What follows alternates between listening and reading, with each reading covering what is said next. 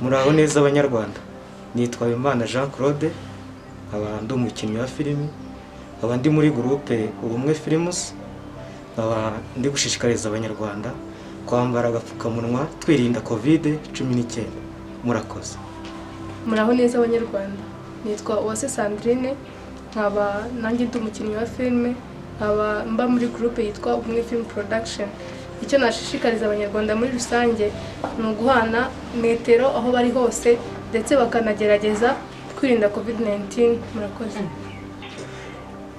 Muraho neza abanyarwanda, nitwa Mutesi Linda, nkaba ndi umukinnyi wa filime, nkaba mbariza mu Ubumwe Production, nkaba mbashishikariza mwese abanyarwanda kubahiriza gahunda za leta, gukaraba intoki n'amazi n'isabune mu masegonda 60, kandi mwese mbashishikariza kubahiriza intambwe hagati ya mugenzi we metero.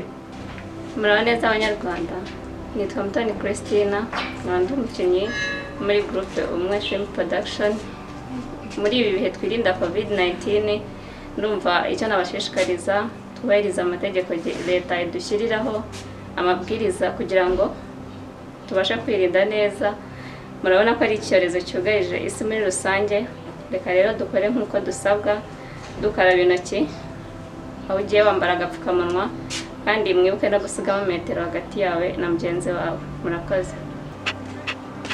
Muraho neza, nitwa Ngenzi Kevin Jean Marie, nkaba ndi umukinnyi wa filime, akaba ari groupe bita Ubumwe Film Production, akaba ari abakinnyi ba filime nyarwanda.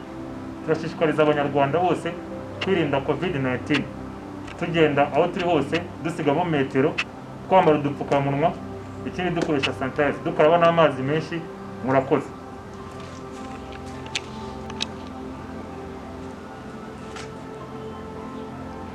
Muraho, nitwa Ngeneye Jean Damuru, nkaba ndi umukinnyi wa filime, ambarizwa muri iyi groupe.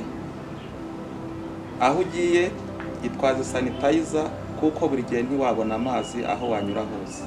Hanyuma mukomeze mwirinda COVID-19, usiga metero hagati ya mugenzi wawe. Uzagaruke mu masizi, Izi ntizahagere.